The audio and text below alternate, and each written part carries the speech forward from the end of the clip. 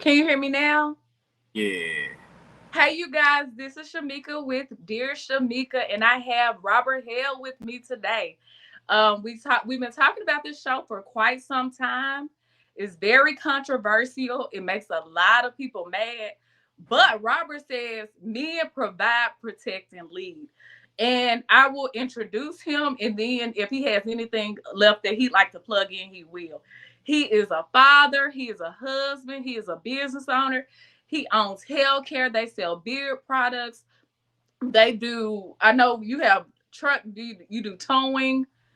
What else do you do? We do.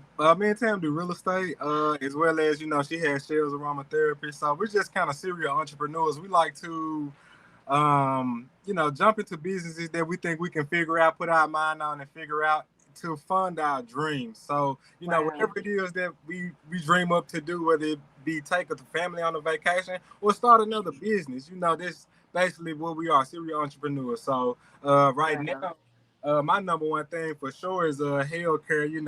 I'm always on camera. My beard is always on my face. So I decided to come up with a line of products that would not only make it look good on camera, but also solve the problems that I was having with itchy, dry, patchy beard that wouldn't connect. So I was able to solve those problems on camera. Amongst my audience, and people bought into it, and the product started going ham. Also, I'm leaning more towards life coaching and things of that nature because me and Tam have done so many things, and we started so young. We have a unique experience, and we also have receipts, to show that we actually did the things that we say we did. So we feel like it'll be we could provide, well, I could provide a unique approach to life coaching with my experience, and again, the receipts that I have. That I've had and the wins that I've had over time. Okay, we gonna get this thing started off right. So we're gonna start this thing off with the social media hot topics. So one of the hot topics that I posted in the today was about this guy. He's married and he pays $500 in child support. His wife stated, his girlfriend, his ex wanted him to buy his child a pair of shoes. His wife intervened and said no. And then he said no. What do you think about that? Do you think he should still feel obligated to buy shoes for his child, although he's paying $500 in child support? Or do you feel $500 is just not enough? Um, it really depends on the type of lifestyle that the child is used to. I want to say that because you it's different levels to it. Some kids are used to wearing brand new Air Force Ones all the time, and some kids are used to wearing Marshalls or Walmart or whatever it may be. So we really have to specify, the specifics on, how the child is used to living. In the way the child is used to being provided for. Second, my personally, I don't feel like $500 a month is enough to take care of a child. Uh, and my child have been in the same household for me with me for you know since they came out. So and because of that, I'm looking at what we're paying for, how much it costs. Again, we don't spoil our kids. I don't think we don't buy them shoes every month or anything like that. When school starts back, they get a pair of shoes, a pair of shoes. You know what I mean? They get a backpack. They get supplies. They get a few outfits from Target, or we don't go extreme. Spend extreme amounts on clothes. But again, it's more than $500. Just to put gas in a vehicle and get the family together. Stop everything that you're doing and get us all together in one place, and just to take time to go find clothes, or that's a cost because you got to put gas in the car. You got to have a decent car to get there. And then you got to have a home. You got to have somewhere to put those clothes or things that the child has. And so, personally, I don't feel like $500 is enough. And you know, again, personally, if it was me, if I was him, I would have just did what I had to do to get my child the shoes. I like to have, if even if I didn't live in the home, I would like to have a relationship with my child. So my child, because I would like my child to be like, is this something that we could do? Now your mom saying you need an extra pair of shoes. Can I come and get you and take you so we can spend time together? Like, make it more about the child and spending time with the child than it is so much about the money, and you know or what somebody else should be doing. You can't control what adults do, but you can control what you do as an adult. And again, being having better character and taking the opportunity to spend more time, invest more time, so you can pour more into the child. That's more important than a pair of shoes. So I would say take that opportunity to make it a great thing. Okay, Yeah, man. to actually bond with the child. Yeah, And come then on. you had an actual great topic that I find interesting. I see a lot of men calling other men simps.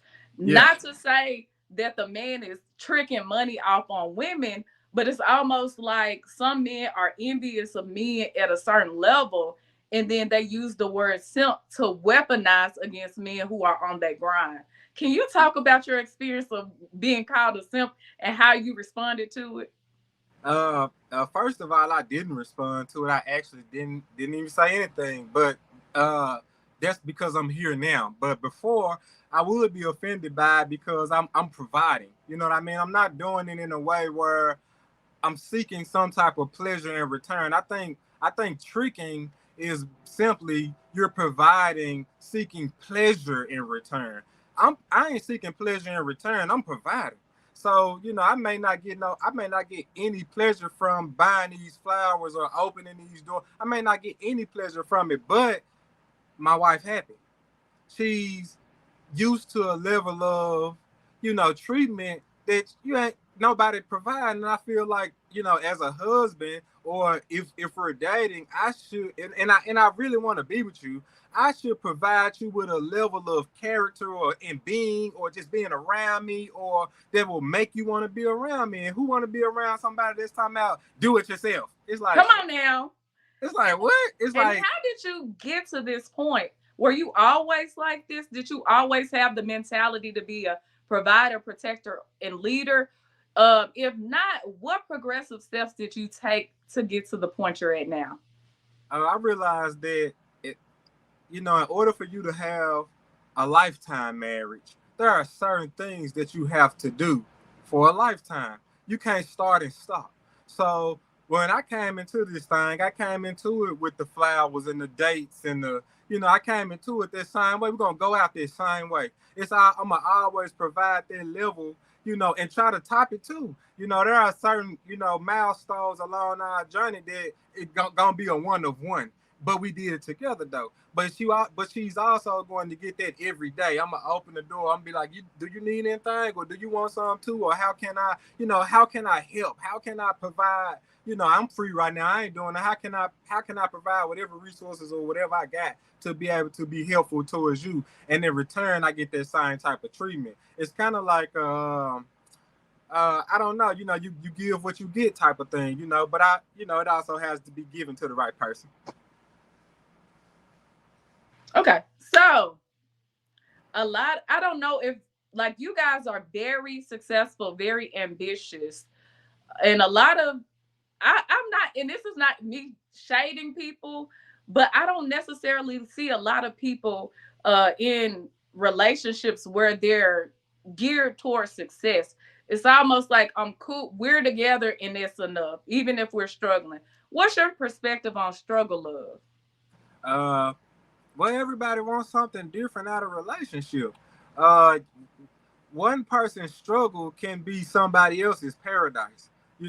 We all want different things out of a relationship. I knew growing up that I wanted that forever love. I wanted that, I wanted a bond so strong we got each other back. I, I don't have to exist for her to know what's up with me. That's like, that's super solid. Like, how young girls. Let me rephrase the question. When I say struggle, you so funny. You into it.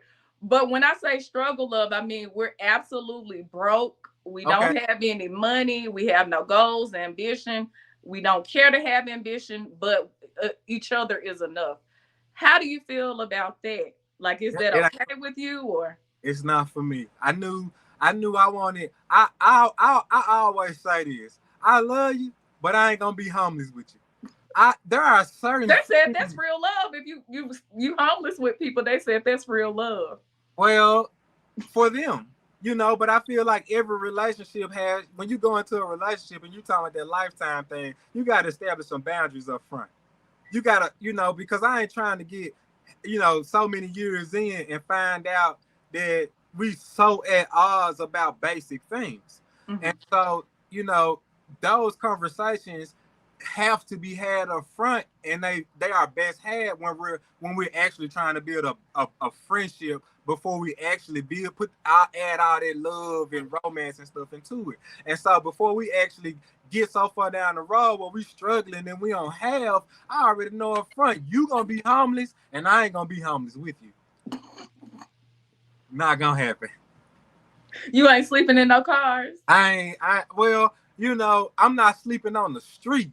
Right. If we're not going to, we might have to sleep in the car. It can happen, but I'm not sleeping on the street though. I don't want to sleep under a bridge. I don't want to ever get to a point, because if it get to a point where we are about to sleep in the car, I promise you, I'm on something. We ain't sleeping in the car. It's gonna be like, I thought you said we finna sleep in the car. I'm be like, no, I figured it out. I figured something out. It's like, no, we're not going. It's I'm not. Again, I came into this at a certain level with a certain way of thinking, and so me and Tam had these serious conversations up Right. front. He knew that I wasn't gonna want to be okay with sleeping in the car. I wasn't Oh gonna be no. okay with Ain't you no know. roaches on the wall. Yeah, so I think it has to be talked about up front, and if that's what y'all choose, then that's what y'all choose. But it's Mhm. not for me. And I think society, we romanticize things like that. We say you have to settle, but really you Sound don't. And well, the it sound good. experience is different. Like when you are broke in dating, or you have money in dating, the experience is completely different. Which is why, shameless plug, we're gonna actually interview a couple of men who are bachelors. One is broke, one has money, and they're both gonna talk about their dating experiences. But that's neither here nor there. Tam was on a former show, and she talked about how you make her comfortable, and she doesn't mind following you. A lot Mhm. of men say women do not submit, Oh, and I see that that's not your experience. Have you ever had a problem with Tam submitting to you? of course I have. Oh, Yeah, it hasn't always. We grew to be what we are. okay, And okay. so, um, my experience with submission is you have to be able to speak, your partner's love language. They have to understand you so they'll be comfortable with you. If every time they ask you a question, you telling them they stupid or they dumb or it don't matter, you're not really putting out that fire that's burning inside of them that make them want to be a part of the team, that make them Right. feel like, okay, I'm good at this particular thing, and if you answer these questions, I can better help assist. And Mm-hmm. so people don't go as far as to think that far in the process because they don't think teamwork. Mm-hmm. In order for you to have a successful partnership with anybody, whether it be a marriage or anything, you have to feel like what you're a part of matters. It Mm-hmm. has to matter to you, and you have to feel like you matter to what you're a part of. And so Mm-hmm. a lot of people take that part out by not appreciating their partner's input or curiosity for that matter. They may not have all the answers, but they may be curious enough to ask the right questions to the right person to get with your ideas moving forward faster and Right. quicker. So it's more so like a partnership. Yeah, yeah, yeah. Because that's how we. That's what a relationship should be. Because I feel like that's like that glue, that one common thing that we have that makes us want to keep coming back to it when we don't feel like we're in love anymore. Again, you love is a feeling that you could be in and Wow. out of. So how do we stay committed in this bond? What is the common thing that we both that we always that gonna hold near and dear, even when we mad at one another? What makes us come up out of that and be like, okay, let's put that to the side and let's figure this out. Mm-hmm. You gotta have that. Combative. Okay, so combativeness. A lot of people, a lot of couples become, you know, it's human nature. People get angry and become combative and weaponize their words against each other. Right. What's something that helps you guys communicate better, or was there ever a time where you guys weaponized words, and Yeah. how did you guys work past that? First and foremost, we talked about words. how they trigger us, the specific words, and how they're said. How what you're saying, the tone in what you're saying to me, and the body language. So those three things play a big role uh, in our communication. We started there. Once we gradually understood, okay, I shouldn't say this word because I really don't mean it in a hurtful way, but you know, unfortunately, you don't dictate how somebody feel. You can't tell someone how to feel, and Mhm. so you can acknowledge it though, and you can also try to change your behavior as well as they try to change theirs, so y'all can be adaptive and communicate better. And so that's what we did. I realized, okay, I shouldn't say it like this because that triggers her to a way where the understanding shuts down. And that ain't what I'm trying to do. I'm trying to get some understanding so we can get a solution, so we can move on to the next step, so we can continue to elevate, just keep going. And so, in life, you have hiccups, again, with communication. And so that's how we were able to solve a lot of those hiccups by just sitting down and say, hey, when you said what you said, did you mean it like this? And they're like, nah. Okay, well, I took it like this. And Wow. just having those conversations about what's actually being said and how you take what's actually being said, because I think a lot of people want to just say what they gotta say and walk away. It's like, You no. talking to y'all? No, I'm just playing, y'all. It's like, hold on now. What did you mean? What did you actually mean? You know what I mean? What did you mean? Shantricia has a comment. She said many people struggle with understanding boundaries, and when you retaliate negatively in relationships and disrespect someone, you show your lack of respect for boundaries and struggle with maintaining control. And so, as a leader, how important is to you to maintain control, whether Uh, it be over your actions, your words, anything? Everything is very important. Everything. My granddad instilled in me a long time ago that somebody always watching you. And so I don't think he was saying it to scare me, but I think he was saying it to prepare me. My granddad took care of three families, and so he led a lot of people. And so, you know, that right there is always front of mind with me. Somebody always watching. So I'm always mindful of my actions, how I do what I do, because I'm gonna do what I do. But Mm-hmm. how I do it, I'm always mindful of that. If I do it around certain people, I'm mindful of that. You got to understand where you at, who you're around, be respectful. Again, I'm always in a leadership role, so I have to respect my boundaries as well as other people. And if I allow myself to, to get low like that, I'm disrespecting myself first before I disrespect anybody else. So Mm-hmm. before any bad words come out of my mouth towards anybody else, I have disrespected myself for allowing myself to even. Wow. So discipline is very important. Yeah. What separates the boys from the men? Doing what you say you're gonna do every time you say you're gonna do it. Wow. And when you don't do it, apologize for it.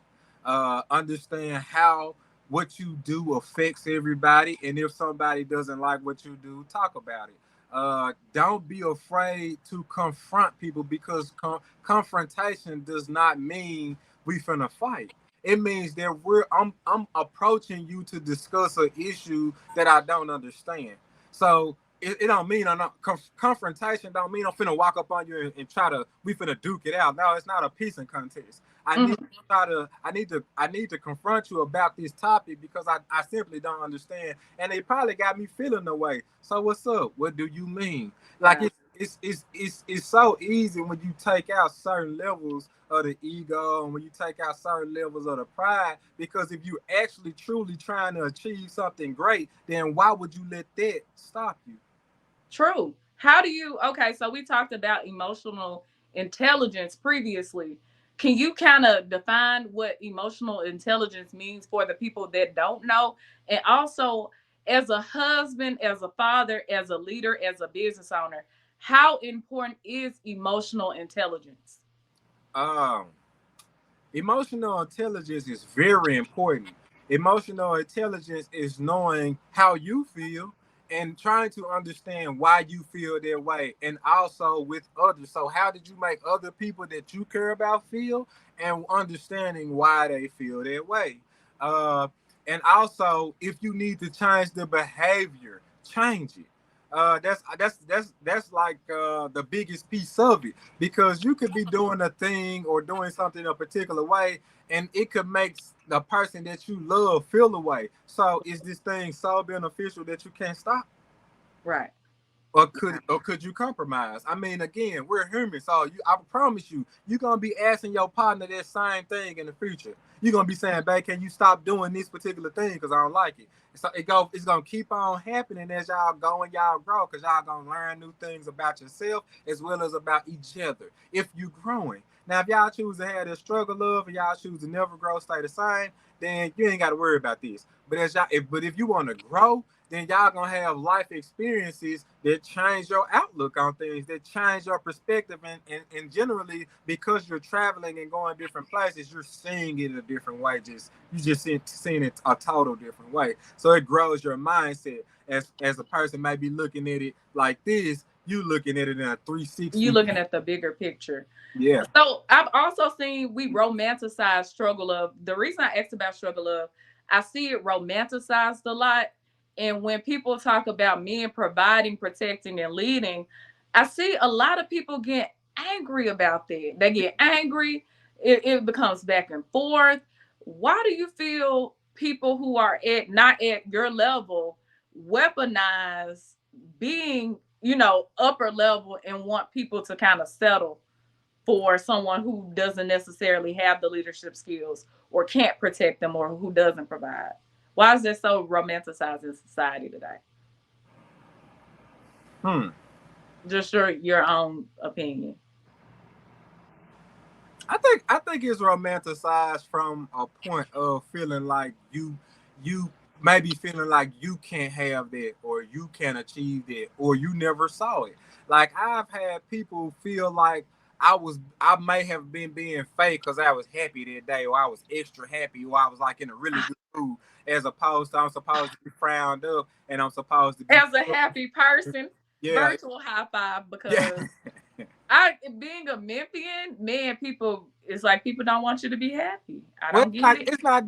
it's not so much that, again, it starts with you. Again, you have to take you got you I always tell myself I gotta get over myself. It's not that they starting with me, it's them. I don't look outside to find a happy person to make me happy. I Wow. look inside to find a happy person to make me happy. Wow. So, That's you know deep. that, but that's my approach to it. And so, Mhm. because of it, when I actually do interact with people, I'm typically in a good mood, because there ain't nothing that you probably finna say that's gonna make me, change my mood. Even though, again, people do that. People are energy vultures. So people will say, okay, you're happy. How can I ruin your day? Because I was happy and something ruined my day. Like, people will set off a chain reaction of toxicity.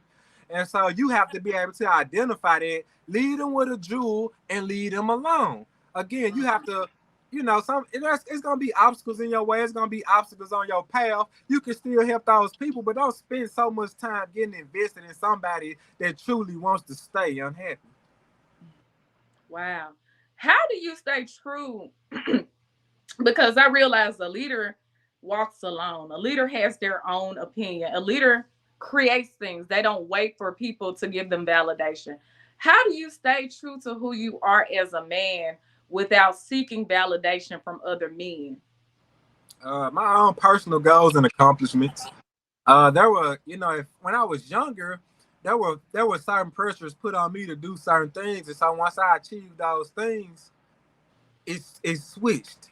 Well, I don't. It's easy for me to achieve what people think is so cool or so unachievable. I want to do what's important to me now. Because when I again, it's when I start paying my own bills. That's when it switched. All these opinions of other people never helped me to gain another dollar. It didn't, but the actual facts did. So if somebody came to me with a fact, it probably made me money.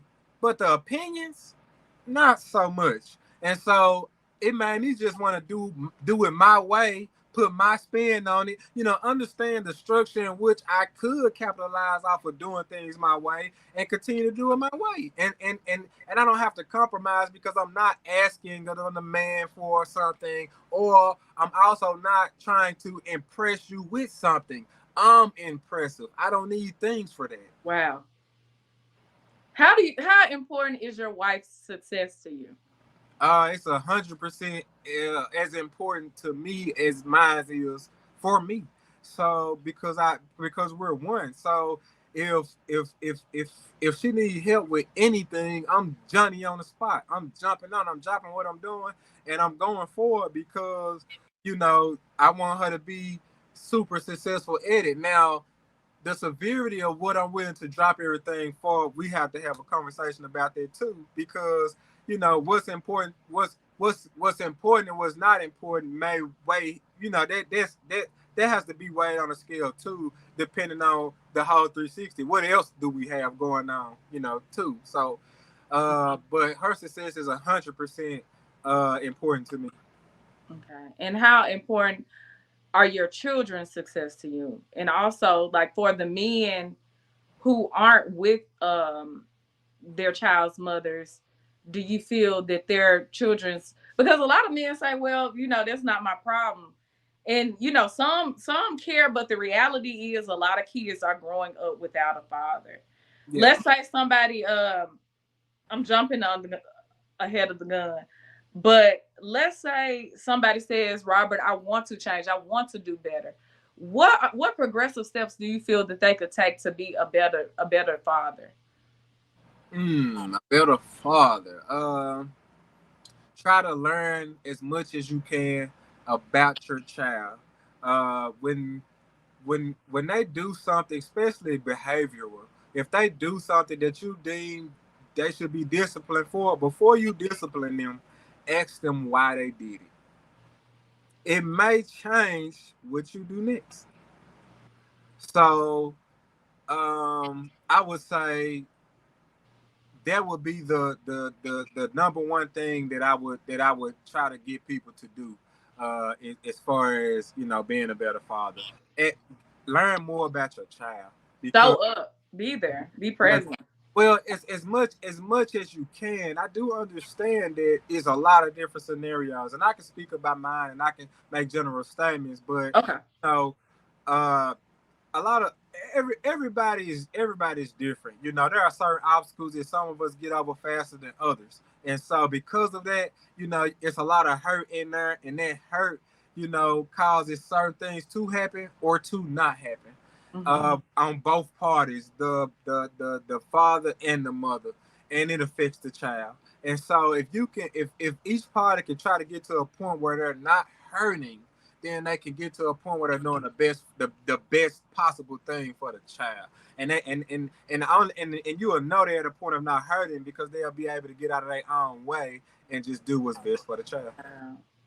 This is my last question, and then I'll allow you to plug in your social media, life coaching, and everything again. So we had a question on social media, a lot of outrage, a lot of different answers. Let's say you're dating this woman and she has kids, and you taking some chicken over to the house. Are you obligated to feed her kids, or is that her responsibility? At that point, I feel like if she invites you to a house with kids in it, and there are kids in it, you should bring them some food for two reasons for me. Because I know it's kids there, and secondly, it's gonna impress her. It's just gonna impress her. She's gonna be like, "What? You brought the kids some?" It's like, if you really want her, that's gonna help you stand out over everybody else. It's like, now you could say it's tricking, but if you truly want to put her in a better position or a better space or a better, because when you with a person, you're not only taking care, you're not only providing for them physically, you providing for them mentally too. You have to be able to be a person that's positive to be around, that can uplift them and inspire them and not bring them down, and vice versa. And so, if you truly trying to win her over, and if you truly trying to, you can see a future with this person, go ahead and get two little kids piece, two little nugget meals, you know, and hey, you could call it a day or you could call it a lifetime. It's based off of what you decide to do, and who you decide to do it with. If it's an ideal situation and she appreciate gestures like that, if you keep doing them, I think y'all will have a very unique union and a lifetime one. Mhm. These folks ain't trying to have a lifetime, Robert. They ain't trying to buy these kids no chicken. Well, I'm I feel. I mean, again, it's a lot of hurt. It's certain things that people are willing to do and not willing to do, depending upon and also based on, previous traumas. And so you have to get to a point where you're just ready to let the trauma go, and you're tired of grieving, and you want to grow. Yeah. And I also, this is me speaking as a leader, not as a male leader, but just as a leader in general. We have to get to a point where we feel comfortable being true to who we are and not impressing other men or other women. And that comes from me being a woman. Because what I see is a lot of women will pander to women and a lot of men will pander to men, but we're not growing. We're staying in the same spot. A lot of us, if we at least, if you're on my Facebook page, you at least 28 plus, it's time to grow up. And that's part of the reason why I asked Robert on this show, because men do provide, protect, and lead, but that enables women to submit. A lot of men complain about women not submitting. What is she submitting to? Yeah, And yeah, my life coach, he told me in order for a woman to submit, she has to submit to a man on a mission. I think you said that too, Robert. You have to submit to a man on a mission. It's called submission. If a yeah, man is not on a mission, what are yeah. you submitting to? There you go. It gotta be Go worth. ahead, Robert. Go ahead, plug in. It gotta be worth it. Look, I'm getting look, mad. look. It's time to grow up, men and That women. was great. All of us, not just the men and Yeah, women too. yeah. I think it's always time to grow up though. I think it's a constant thing. I think it doesn't never stop. Yeah. I think there are certain basic levels that, by age certain people should, okay, go ahead and get over that hump. But I think we're always growing up. Yeah, and I get it if you don't, but if there's a difference between somebody holding you accountable and Yeah. somebody attacking you. And I Yes. think we hold accountability as attacks to leverage to keep ourselves where we are. And we'll say, I'm grown. Yeah. Y'all need to check out, speaking of, y'all need to check out the Michael Crawford interview. He said, if you're grown, you should be constantly growing. There you If go. you're grown, that means to stop. You Yeah. should still be growing. And It'll be growing. I take advice all the time and it helps me grow into a better person. So don't, oh look, I'm taking up, but don't be afraid to take That was advice. good. That's But good. Robert, do you have any more advice before you plug in y'all YouTube channel? Please plug that too. Oh, man, we are working on building content, and so we are creating a team right now. Me and Tam, my wife, we're coming out with the Hell's YouTube, and we had some footage from a vacation that we already had, but it wasn't. We didn't feel like it was the Hells. We wanted to give y'all a little bit more. So it's taking a little bit longer than we wanted it to, but we want to step correctly when we do. It's gonna be good. It's gonna be good. The Hell's YouTube coming soon, so check that out. Also, Shells Aromatherapy is my wife's business. Shells Aromatherapy online. She just dropped the Bubblicious collection. So Creamy Licious Bubble Collection. Y'all Creamalicious. Fine. And look, it smells smells so good. Everybody that smell it, love it. So go on Shells Aromatherapy right now and put your order in. Also, fellas, if you want to keep that beard moisturized, if you want to grow it, if you want to get it to connect in certain areas it's not connected. Right, exactly. Get a good routine. You go don't to need healthcarecompany.com. a beard wig. You can Yeah, get a real one. Yeah, don't put the patches on your face, and probably irritate the skin anyway. We're gonna get you some organic products that got herbs in it on at haircarecompany.com. It smells good. Real all good. that, and you probably if I can get it shipped out, you probably get it in 2 or 3 days. My shipping pretty quick. So haircarecompany.com, take care. Robert, life coaching now. Oh yeah.